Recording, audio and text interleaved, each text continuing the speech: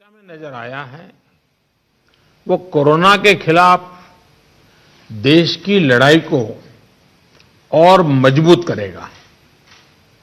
यहां जो प्रेजेंटेशन हुआ उसमें भी विस्तार से ये बताया गया कि कितने दिनों से ये प्रयास चल रहे हैं, क्या क्या चल रहे हैं, अब कहां पहुंचे हैं और किस मजबूती से हम आगे बढ़ रहे हैं।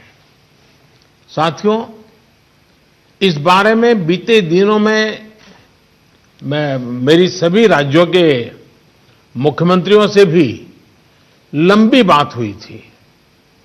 टीकाकरण को लेकर राज्य सरकारों के अनेक सुझाव भी मिले थे।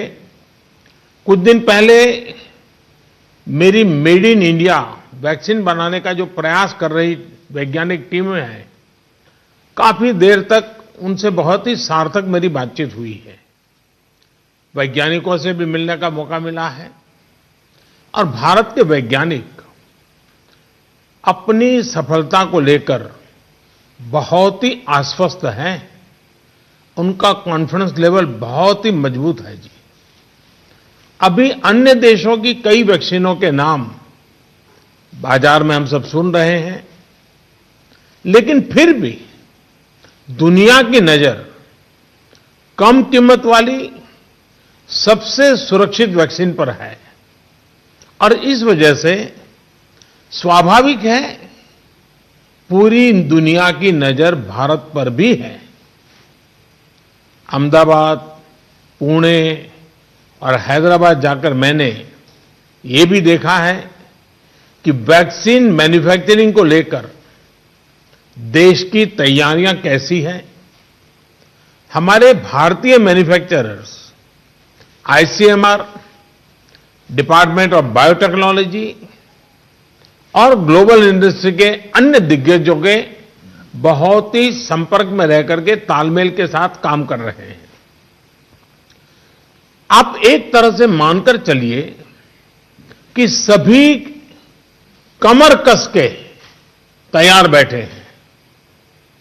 करीब करीब 8 ऐसी संभावित वैक्सीन है जो ट्रायल के अलग अलग चरण में और जिनकी मैन्युफैक्चरिंग भारत में ही होनी है। जैसा यहां चर्चा में भी बात आई, भारत की अपनी 3 अलग अलग वैक्सीन का ट्रायल अलग अलग चरणों में है। एक्सपर्ट्स ये मानकर चल रहे हैं कि अब कोरोना की वैक्सीन के लिए बहुत ज्यादा इंतजार नहीं करना पड़ेगा। माना जा रहा है कि अगले कुछ हफ्तों में कोरोना की वैक्सीन तैयार हो जाएगी। जैसे ही वैज्ञानिकों की हरी झंडी मिलेगी, भारत में टीकाकरण अभियान शुरू कर दिया जाएगा। टीकाकरण के पहले चरण में किसे वैक्सीन लगेगी, इसे लेकर भी केंद्र सरकार राज्य सरकारों से मिले सुझावों के आधार पर काम कर रही है। इसमें प्राथमिकता कोरोना के मरीजों के इलाज में जुटे health care workers, frontline workers और जो पहले से गंभीर बीमारियों से जूझ रहे हैं वैसे बुजुर्ग लोगों को दी जाएगी। साथियों, वैक्सीन के डिस्ट्रीब्यूशन को लेकर भी केंद्र और राज्य सरकार की टीमें मिलकर के काम कर रही हैं। भारत के पास वैक्सीन डिस्ट्रीब्यूशन एक्सपर्टाइज और कैपेसिटी भी है। दुनिया के अन्य देशों के मुकाबले इस क्षेत्र में हम बहुत बेहतर हैं। हमारे पास टीकाकरण के लिए दुनिया का बहुत बड़ा और अनुभवी नेटवर्क भी मौजूद है। इसका पूरा लाभ उठाया जाएगा। जो कुछ अतिरिक्त कोल्ड चेन इक्विपमेंट, अन्य लॉजिस्टिक की जरूरत पड़ेगी, राज्य सरकारों की मदद से उसका भी आकलन हो रहा है। कोल्ड चेन को और मजबूत करने के लिए भी साथ ही साथ अनेक नए प्रकल्प भी चल रहे हैं, कई और नए प्रयास भी चल रहे हैं। भारत ने एक विशेष सॉफ्टवेयर भी बनाया है, कोविन, जिसमें कोरोना वैक्सीन के लाभार्थी वैक्सीन के उपलब्ध स्टॉक और स्टोरेज से जुड़ी रियल टाइम इंफॉर्मेशन रहेगी।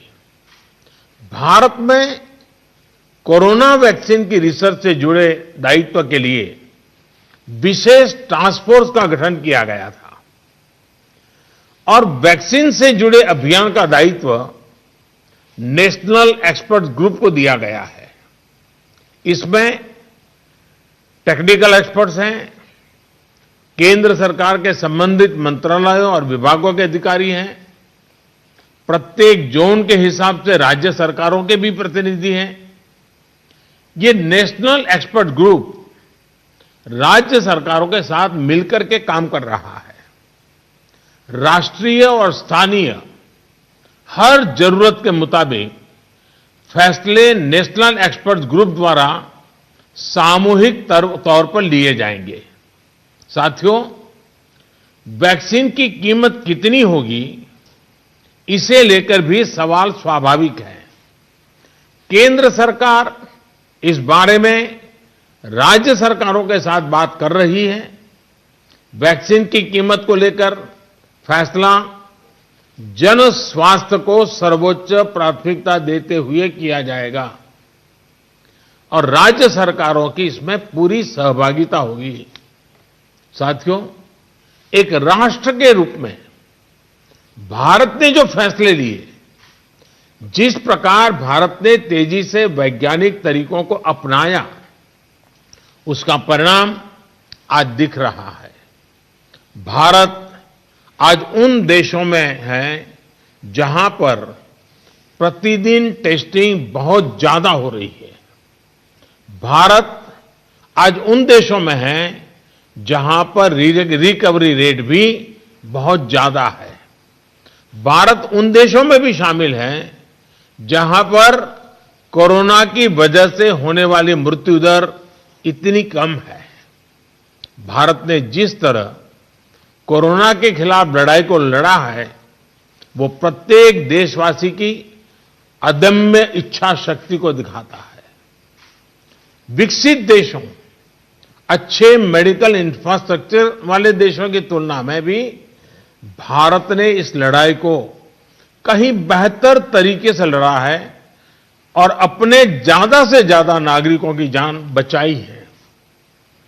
हम भारतीयों का संयम, हम भारतीयों का साहस, हम भारतीयों का सामर्थ्य इस पूरी लड़ाई के दौरान अतुलनीय रहा है, अभूतपूर्व रहा है। हमने सिर्फ अपने ही नागरिकों की चिंता नहीं की, बल्कि हमारे देशों के नागरिकों को भी बचाने का हर प्रयास, अन्य देशों के साथ मदद करने का भी काम, हर संभव प्रयास किया गया। साथियों, फरवरी मार्च की आशंकाओं भरे, डर भरे माहौल से लेकर आज दिसंबर के विश्वास और उम्मीदों भरे वातावरण के बीच भारत ने बहुत लंबी यात्रा तय की है। अब जब हम वैक्सीन के मुहाने पर खड़े हैं, तो वही जन भागीदारी, वही साइंटिफिक अप्रोच, वही सहयोग आगे भी बहुत जरूरी है। आप सभी अनुभवी साथियों के सुझाव भी समय समय पर भी इसमें प्रभावी भूमिका निभाएंगे। आप सभी जानते हैं कि जब भी इतना व्यापक टीकाकरण अभियान चलता है, तो अनेक प्रकार की अफवाहें भी समाज में फैलाई जाती हैं। ये अफवाहें जनहित और राष्ट्रहित दोनों के विरुद्ध होती हैं।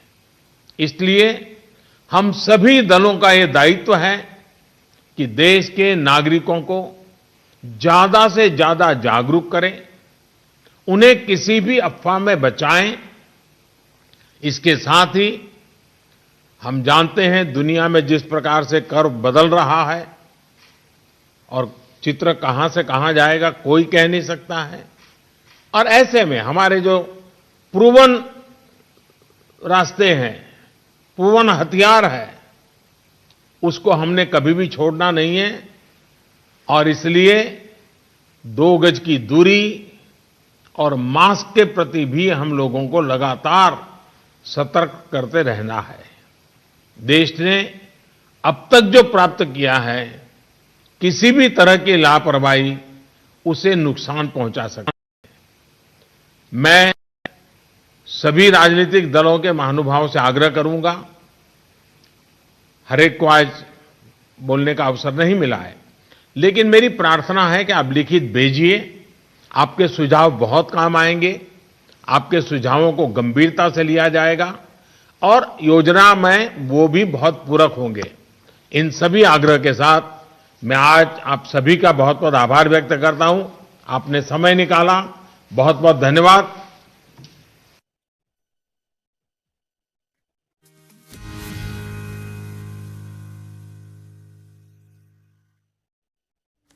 আগামী কয়েক সপ্তাহের মধ্যেই দেশে ভ্যাকসিন, বিজ্ঞানীদের ছাড়পত্র পেলেই